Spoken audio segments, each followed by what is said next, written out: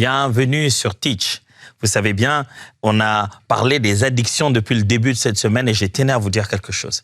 Les addictions sont réelles. Elles sont là dans nos familles, elles sont là autour de nous. Quelqu'un autour de nous est dans une addiction. Peut-être qu'on est dans une addiction. Et on n'en a pas parlé juste pour on ait un sentiment d'impuissance en se disant « c'est vrai, on a compris, c'est exactement de ça qu'il faut. On a compris de quoi tu parles. » On a parlé des addictions pour que nous voyions ce qu'est la prière peut faire contre les addictions. Alors, comment on peut aborder une prière lorsqu'on sait qu'on est dans des addictions ou qu'on a un ami qui est dans des addictions? Quelle serait la prescription spirituelle face aux addictions? Alors, let's teach. Grandissons ensemble. Laissez-moi commencer par vous lire 2 Pierre, chapitre 1, versets 4 à 6. 2 Pierre, chapitre 1, 4 à 6. Par cette gloire et cette puissance divine, nous avons reçu des promesses d'une suprême importance et d'un prix inestimable. Grâce à elles, vous pourrez échapper à l'empire des passions qui mènent ce monde à la ruine et devenir participant de la nature divine. Pour cette raison même, faites de votre côté tous vos efforts pour développer votre foi, pour lui adjoindre l'énergie morale et lui faire produire une vie active et vertueuse, que votre énergie morale s'accompagne des connaissances spirituelles, à la connaissance spirituelle, ajoutez la maîtrise de soi, à la maîtrise de soi, l'endurance dans l'épreuve, et à cette attente patiente du secours divin, l'attachement à Dieu et une confiance toujours plus en lui. Pierre est en train de dire quelque chose d'effort ici. Il va faire comme il va monter un mur, je vais le dire, dans la vie de croyant, en leur montrant que vous pouvez ajouter à votre foi la connaissance, la patience, ainsi de suite. Mais il commence en disant, par cette gloire et cette puissance divine, nous avons reçu des promesses d'une suprême importance, d'un prix inestimable. Et grâce à elles, à cause de ces promesses-là, et à travers ces promesses-là, vous pouvez échapper à l'empire des passions qui mènent ce monde à la ruine et devenir participant de la racine de la nature divine. Les promesses qui sont dans la parole de Dieu, mes frères et sœurs, peuvent nous permettre d'enfuir, d'échapper à l'emprise des passions de ce monde. Frères et sœurs, il y a dans la parole de Dieu la possibilité de sortir des addictions. Il y a de l'espoir pour sortir de l'oppression que nous fait subir ce monde. Il y a de l'espoir pour sortir de ce poids que le monde dans lequel nous sommes est en train de nous faire subir. Oh oui, pasteur, je ne voudrais que rester à la maison, mes yeux fermés, pour que je ne sois pas tenté par tous ces genres d'addiction. Jésus a dit, Père, je te prie de ne pas les ôter du monde, mais que tu les gardes. Mon frère, on va se réveiller un matin, on aura un téléphone, on aura des réseaux sociaux, on aura de la nourriture, on aura de la caféine, on aura toutes les mêmes choses. La sexualité ne va pas s'éteindre pour autant. Toutes ces choses seront autour de nous, mais il est possible de vivre ici-bas sans être d'ici. Il est possible de vivre ici-bas en marchant au-dessus de toutes ces choses, en étant maître comme Jésus l'a été. En toutes choses tenté comme nous tous, Christ en est sorti vainqueur. Je prie et je le déclare même que le Seigneur va faire de toi un vainqueur qui vit une sanctification exceptionnelle. Parce que ce que l'on veut en parlant de ces addictions, ce n'est pas juste que vous deveniez un meilleur citoyen. Ce n'est pas simplement que vous puissiez changer, parce que tout changement de comportement n'est pas de la sanctification. Chaque fois que les gens changent dans leurs habitudes, ils ne deviennent pas de plus en plus comme Christ. Parce que Christ n'est pas leur objectif. Certains changements de notre comportement sont juste les conséquences de notre conscience du danger. Le médecin nous a dit, tu continues ça, opération à cœur ouvert. Ah, non, j'arrête. Il n'a pas arrêté parce qu'il s'est rendu compte qu'il est impur et mal et qu'il devait abandonner cela pour ressembler de plus en plus au Fils de Dieu et devenir réellement comme Christ. Il a arrêté parce qu'il a vu sa mort prochaine. Ce que nous sommes en train de poursuivre ici en parlant de ces addictions et comment prier pour ces addictions, c'est plus que le changement du comportement. C'est de la sanctification. Le souci de vivre sa vie comme Jésus. Comme Jésus étant le modèle parfait, la nature que nous devions suivre. Comment vivre comme Jésus? C'est ça le but de notre prière. C'est ça le but pour lequel nous sommes en train d'apprendre toutes ces choses. Alors, comment faut-il prier lorsque nous sommes en face d'une addiction, lorsque nous avons vécu ou nous avons autour de nous des personnes qui vivent, quelle serait la prescription de l'addiction? Premièrement, s'approprier les Saintes Écritures. Frère, vous voulez sortir de ces addictions, que ce soit des addictions de comportement, des addictions sexuelles ou des addictions de substances. On en a parlé, hein? On a pris du temps pour en parler. Vous voulez sortir d'une de ces choses ou de toutes ces choses? Apprenez à vous approprier la parole de Dieu. Frère, ce qui est écrit dans la Bible, ces choses sont écrites pour nous servir d'exemple. Elles sont là pour être pour nous une leçon. Ce qui est écrit à l'intérieur nous vise. Si tu ne sais pas t'approprier des Écritures et tu les considères comme une histoire du passé et tu n'as pas l'impression que Dieu te parle à toi et rend disponible des solutions pour toi, tu risques d'avoir beaucoup de mal à vaincre dans cette vie. Là où c'est écrit « Par ces meurtrissures, nous sommes guéris », oh, par ces meurtrissures, le « nous » là, tu en fais partie. Là où c'est écrit qu'il vient au secours à tous ceux qui crient vers lui, quiconque invoquera le nom du Seigneur sera sauvé. Ce quiconque-là, c'est toi. Commence par t'approprier la parole et considérer que ce qui est écrit vers toi, pour toi. Tu es visé par Dieu. La parole de Dieu t'est adressée individuellement. Ce sont que les Écritures, la parole de Dieu qui donnera pouvoir, victoire dans cette circonstance. Alors, il faudrait que tu puisses t'en approprier. Eh bien, pour s'en approprier, il faut d'abord commencer par connaître. Plus tu remplis ta vie de la parole de Dieu, plus tu vas devenir comme elle. Allez, attendez. À la base, on apprend quoi? Les addictions, n'est-ce pas? Ça veut dire, à force d'avoir consommé quelque chose, cette chose-là nous a fait devenir quelqu'un qu'on n'aime pas. Alors, quelle est la solution?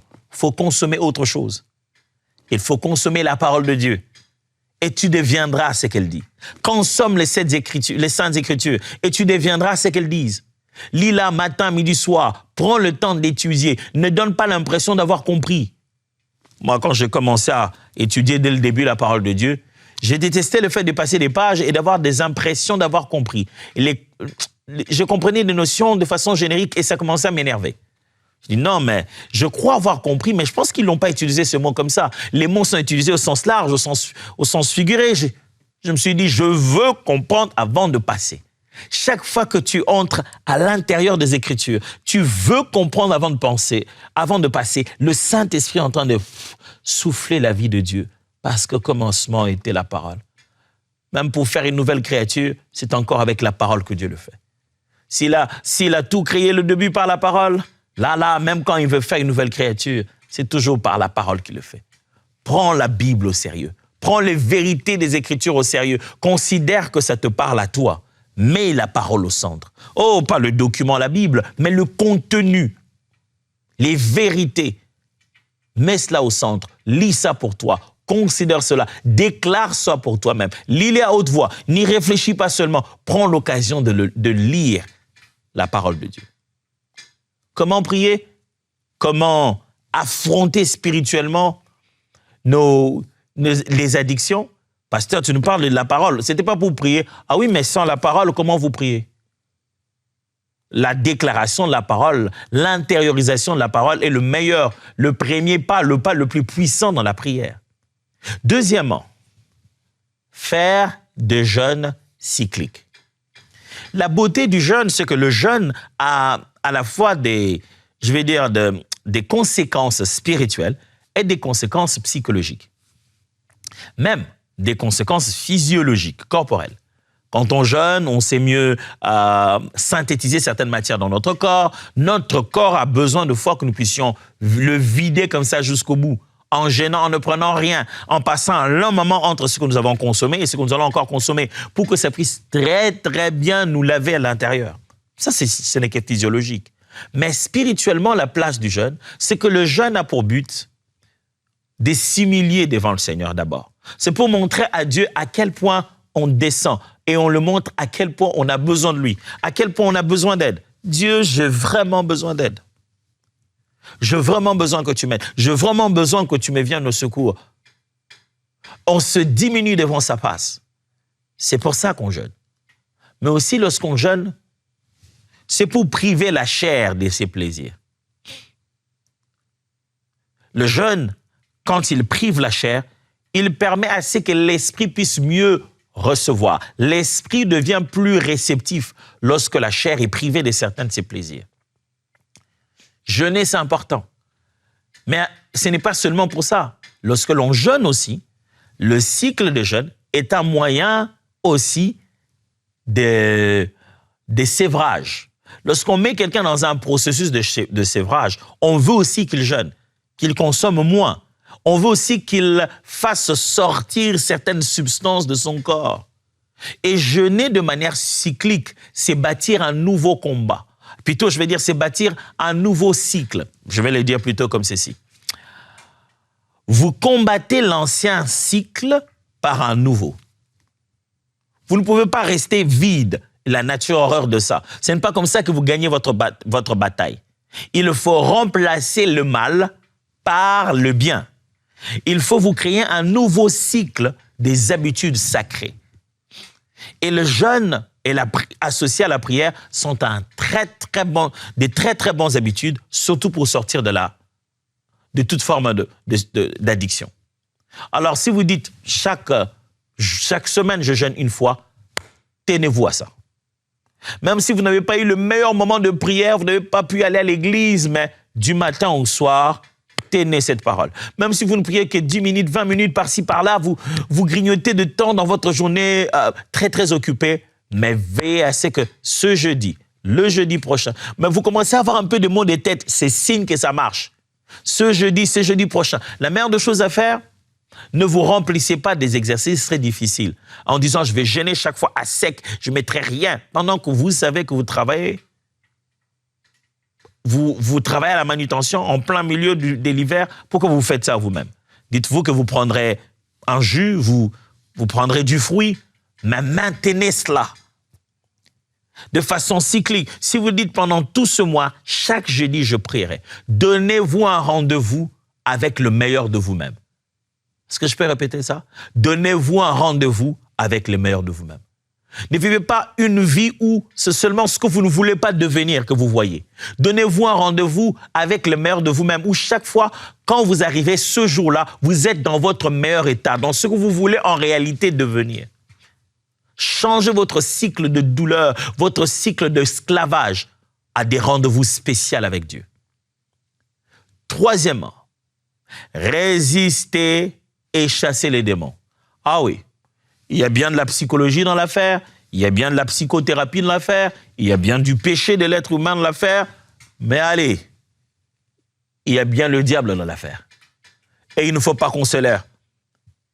Si vous voulez sortir de l'addiction, à un moment donné dans votre prière, vous devez vous tourner vers l'ennemi, vous tourner contre lui et lui parler sérieusement, droit dans les yeux. Satan, tu n'as pas de place ici. Vous devez être capable de prendre le courage et de chasser en l'appelant par son nom.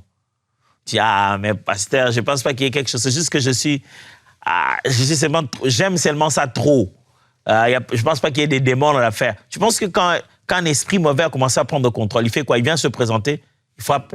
Écoute, moi, je suis un esprit mauvais. À partir de maintenant, sache que voilà, je vais te faire des doses un peu inhabituelles. Hey! L'apôtre Dallot me disait toujours, vaut mieux chasser le diable là où il n'est pas que de ne pas le chasser là où il est. Vaut mieux pour toi avoir chassé. Au nom de Jésus, il n'y avait pas de diable, il n'y avait pas de diable. Tu es ridicule, mais tu étais ridicule seul dans ta chambre, personne n'a vu. Mais que de se dire, il n'y a pas de diable, pendant qu'il y en avait et tu n'as pas osé le faire, prends ça au sérieux. Là où tu sens que ça devient spirituel, chasse-le. Satan est venu pendant un moment tenter Christ, 3 types de tentations différentes. À la 3e, Jésus est clair. Il dit, éloigne-toi de moi, Satan. Il donne un ordre clair. Vous voulez sortir des addictions, vous devez être sincère de vous dire que ça commence à demander la prière d'autorité. Et si vous sentez que vous n'êtes pas capable de le faire seul, et que vous n'avez pas assez de force, et vous ne vous sentez pas assez confiant, demandez à un frère de prier pour vous. Demandez à une sœur, demandez à votre pasteur, demandez à quelqu'un d'autre, dit, je pense que j'ai besoin de prière de délivrance, de prière d'autorité. Combat avec moi ce combat. Il n'y a pas de honte à ça. Je récapitule. Premièrement, s'approprier des Écritures. Deuxièmement, apprendre la vie des jeunes cycliques. Troisièmement, résister et chasser les démons. Quatrièmement, plonger dans l'adoration. Écoutez-moi, il y a une rivière dans laquelle quand tu plonges, un peu comme pour Naaman, quand tu plonges 7 fois, tu n'en ressors plus jamais le même. Ça s'appelle la présence de Dieu. Quelquefois, il ne faut pas... C'est au-delà de ce que tu jeûnes. Tu ne vas pas mériter, c'est parce que tu as eu faim. Tu ne veux pas être libre parce que tu t'as fait souffrir. Tu ne veux pas être libre parce que tu as le mieux mémorisé les Écritures. Non, juste parce que tu as rencontré les libérateurs. Et c'est dans sa présence que ça se passe. Réapprends l'adoration. Apprends à nouveau la vie d'adorer Dieu. Les louanges sont en train de chanter. Les cantiques sont en train de chanter. Verse-toi dans sa présence. Dis-lui qui il est. À force de lui dire qui il est, tu commenceras à le devenir. N'oubliez pas, à la base, nous ne sommes pas l'image originale. Nous ne sommes que le reflet. Nous ne sommes pas l'original. Nous sommes l'image de Dieu. Parle beaucoup de ton original. Décris de mieux en mieux, de plus en plus, qui il est. Ça va de plus en plus te ramener à qui tu es censé être à son image. Prosterne-toi dans sa présence, dans l'adoration. Décris sa grandeur. Ô Dieu bon et puissant. Plus tu lui parles de ce qu'il est, mieux tu deviens tel qu'il est. Car tel qu'il est, tel que nous sommes aussi. L'adoration, le temps de la louange, le moment d'adoration, c'est un moment qui brise le chêne. Profites-en. Si tu n'arrives plus à le faire seul, va alors dans l'assemblée. Reste avec les frères et sœurs, mais passe ces temps dans l'adoration. Incline-toi dans la présence de Dieu. Accède à ce temps de prière. Adore Dieu. Jouis de cette musique qui est en train de jouer. Écoute les mots. Fais de ces mots-là tes propres mots. Et adore Dieu. L'adoration est l'un des meilleurs climats dans lequel j'ai vu des addictions disparaître. J'ai vu des hommes et des femmes sortir de temps de louange, ne plus jamais être le même. Pendant qu'on adore, le pan de sa robe, lorsqu'il nous touche, ça transforme toute notre vie. Il y a une sorte de toucher dans sa présence qui fait que... ce qu'on a expliqué, parlé, donné des explications, on a mené chez le psychiatre, on a tout fait. Mais dans la présence de Dieu, quand ça tombe, vous voyez quelqu'un qui s'est défendu, qui devient même nerveux quand on en parle. Il pleure comme un bébé parce qu'Emmanuel est là. Il a baissé la garde, il ne sait plus se battre parce que celui devant qui il est plus puissant que lui. Cette addiction qui a commencé à devenir plus fort que toi. Alors, amène-les là où il y a plus fort que lui. Amène cette addiction là où il y a plus fort que l'addiction. Et c'est dans la présence de Dieu. Et quatrièmement, accepter la prière des autres. Cinquièmement, je devrais dire, accepter la prière des autres. Ne pensez pas que si on prie pour vous, parce que vous vivez une forme d'addiction, est-ce que vous êtes un malade psychiatrique qu'on doit enfermer quelque part? Non, la Bible explique la foi chrétienne comme une foi qui se vit ensemble. On a besoin des uns et des autres. Demandez de l'aide dans la prière. Et parmi les choses que la Bible nous promet de pouvoir trouver secours à travers la prière des uns des autres, c'est aussi des conditions pareilles, des conditions d'addiction, des conditions de maladie, des conditions où nous souffrons et nous avons besoin de l'aide qui vient de l'extérieur. Frères, ça, ce ne sont que 5 choses que je tenais absolument, après avoir parlé de toute cette affaire d'addiction, que vous et moi puissions savoir, intégrer déjà dans notre vie de prière. On prie déjà, on fait de l'intercession, on réclame à Dieu des choses. Mais si on pouvait intégrer l'appropriation des Écritures, c'est la parole de Dieu qui est vérité. Si on pouvait intégrer un jeûne cyclique, pas faire juste 3 jours et 40 jours et arrêter. Et si on pouvait intégrer le fait de chasser les démons, de résister directement. Et si on pouvait intégrer aussi le fait d'accepter la prière des autres. Et enfin, de l'adorer. En terminant aujourd'hui, je voulais consacrer plus de temps à prier avec vous.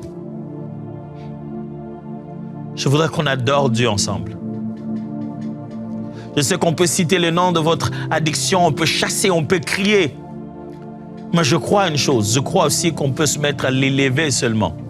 Et là où vous êtes, où que vous m'entendiez, lorsque le Fils de l'homme est élevé, ces autres serpents qui vous ont mordu n'auront plus aucun effet. Je suis convaincu qu'il y a beaucoup de gens qui sont mordus par une chose ou une autre, une chose ou une autre de ces formes d'addiction sont comme une morsure du serpent qui vous a gardé dans cet esclavage. Tu as tenté de dire non plusieurs fois, mais tu n'arrives pas. Tu as dit non, mais tu es encore rentré là-bas. Comme la Bible a dit, on l'a lu cette semaine. Oh, le chien, la truie est rentré à ce qu'il avait vomi. Combien de fois tu n'es pas rentré encore à ce que tu as vomi? Combien de fois ce n'est pas en pleurant tu te dis, Seigneur, délivre-moi de ces mauvaises habitudes sexuelles. Délivre-moi de ces mauvaises habitudes. Combien de fois tu pleures pas parce que cette addiction te met à terre? Nous avons prié. Nous avons chassé les démons. En terminant cette session, en terminant cette série cette semaine, mon cœur est convaincu que si nous élevons le Fils de l'homme, alléluia, que si nous élevons le serpent de l'airain comme il a été élevé dans le désert, les autres morsures seront sans effet. Je te demande une chose, fixe ton regard sur Jésus, le souverain pasteur de nos âmes. Seigneur Jésus, je t'adore, je te glorifie, je te loue, toi qui m'as pris dans la mort et dans le péché. Parce que même la justice d'un homme n'est qu'habit souillé devant toi. Ce n'est qu'un habit plein de taches, ce n'est pas juste. Oh, qui savait si j'étais juste? Est-ce que mes parents connaissaient déjà mes erreurs? Est-ce que mes frères connaissaient déjà mes bêtises? Mais toi, tu m'as pris de loin, tu m'as lavé, tu m'as sanctifié et tu m'as rendu utile entre tes mains. Oh, je me regarde tout le jour, je dis, depuis quand je suis devenu comme ça? Je te dois tout, Seigneur. Je te dois les moindres de mes convictions. Je te dois les moindres de mes actions. Je te dois les moindres de mes avancements. Jésus-Christ, sauveur de l'humanité, roi de rois, toi qui es assis sur le trône, qui mérite gloire, honneur, louange, reçois la gloire. Reçois la gloire, toi le serpent de rein, élevé dans le désert. Reçois la gloire, toi le Seigneur humble, serviteur, mort à la croix de Golgotha. C'était un spectacle que les yeux n'avaient pas envie de voir. C'était un spectacle qui donnait l'impression d'être un échec. Mais pourtant, c'était notre victoire. Jésus a vaincu à la croix de Golgotha. Sa mort, qui semble être une faiblesse, est en réalité notre force. Il a versé de son sang, il a payé le prix. Il fallait un prix cher, pas plus cher. Il n'y a pas plus cher que le sang, pas n'importe quel sang. Le Fils de Dieu venu du ciel a versé de son sang précieux. S'il y a une chose qui devait être payée, c'est à Golgotha que ça a été payé. Jésus a payé le prix. Je lève mon Sauveur, celui qui s'est battu en ma faveur. Je glorifie le challenger de notre camp, celui qui s'est levé lorsque Goliath disait « Envoyez-moi quelqu'un pour qu'on se batte ». Et il a gagné une fois, il a gagné une bonne fois pour toutes, pour nous tous. Jésus, je te bénis de fait que ton œuvre n'a pas été inutile. Tu n'es pas juste passé à la croix pour tournoyer, pour que ce soit une belle histoire. Quelque chose s'est réellement passé ce jour-là et pour toujours. L'œuvre de la croix est toujours d'utilité aujourd'hui. L'œuvre de la croix est toujours authentique jusqu'à ce jour. Ce qui s'est fait à la croix se fait encore. Celui qui est mort a toujours tout pouvoir. La Bible déclare, il les a livrés publiquement en spectacle, en triomphant d'eux tous par sa mort à la croix. Oui, il est encore écrit, c'est pourquoi Dieu l'a souverainement élevé et lui a donné le nom qui est au-dessus de tout nom. J'adore le nom de Jésus, Yeshua Mashiach. J'adore le nom de Jésus. Oui, on a parlé d'addiction. Quels étaient encore ces noms? Addiction comportementale. C'était quoi encore les autres noms? Addiction de substances. C'était quoi? Addiction de relations. Quel que soit le nom qu'ont donné les psychologues, quel que soit le nom qu'ont donné les psychiatres, quel que soit le nom que je donnais moi-même, il y a un nom au-dessus de tout nom. Oh, il y a un serpent qui est fait d'airain. Il n'est pas comme les autres serpents. Il y a un nom. Il n'est pas comme les autres noms. C'est le nom au-dessus de tout nom, de sorte que tout genou dans les ciels, sur la terre, sous la terre, fléchit devant le puissant nom de Jésus. La maladie fléchit, les addictions fléchissent, les sensations dans le cœur, les manques dans le corps, les habitudes dans le sang. Tout cela fléchit devant l'agneau. J'élève l'agneau de Dieu. Je glorifie Yeshua Mashiach. Je glorifie Jésus-Christ de Nazareth. Il est élevé. Son nom est au-dessus de tout. Au moment où on l'adore, dans la chambre, sa présence se remplit. Au moment où on l'adore, dans la voiture, sa présence se remplit. Au moment où on l'adore, l'ennemi n'a plus de place. Satan est mal à l'aise. Ses forces sont en train de quitter, te libérer. Ta volonté revient en place. Au moment où on l'adore, il est en train de réorganiser les choses. Il remet de l'ordre. Le roi de rois remet de l'ordre dans ta vie. Jésus, tu es élevé. Tu es élevé plus haut. Louange à toi, Seigneur. Oh, louange à toi, Jésus. Roi de rois, source intarissable, source de bonheur, de paix, de bien-être. Je te glorifie. Je te loue. Je t'adore, Jésus. J'élève ton nom. Sois glorifié. Au nom de Jésus. Alléluia. Bien-aimés, nous venons de faire une prière importante. Je suis convaincu qu'au moment où nous avons élevé Jésus, quelque chose s'est passé. N'hésite pas de partager avec nous ton témoignage de la liberté que le Seigneur t'a donnée, du renouveau qu'il y a eu dans ton esprit, de la restauration qui va avoir lieu dans ta famille, comment tu vas devenir une toute autre créature. Bénis le Seigneur pour ça. Fais-nous savoir ce qui s'est passé pour qu'on soit tous encouragés et que vous et moi, nous ayons la confirmation qu'il est le même hier, aujourd'hui, éternellement. Vos témoignages sont le bienvenu sur l'application de Teach ou même sur nos YouTube. N'hésitez pas de le faire. Alors, je rends grâce à Dieu pour cette semaine qui a été exceptionnelle. Et je vais vous rappeler une chose, l'application Teach est disponible. Et si vous voulez surtout rejoindre la famille de tous les partenaires de MCI TV, ceux avec qui nous faisons ce grand travail, ceux avec qui, à travers leur soutien financier et tout ce qu'ils apportent, on devient tous des hommes forts pour accomplir cette œuvre. Alors n'hésitez pas de scanner ces QR codes et rejoindre cette grande famille avec votre don, selon que vous l'aurez décidé, ce don mensuel de pouvoir nous soutenir. Alors, let's teach. Grandissons ensemble.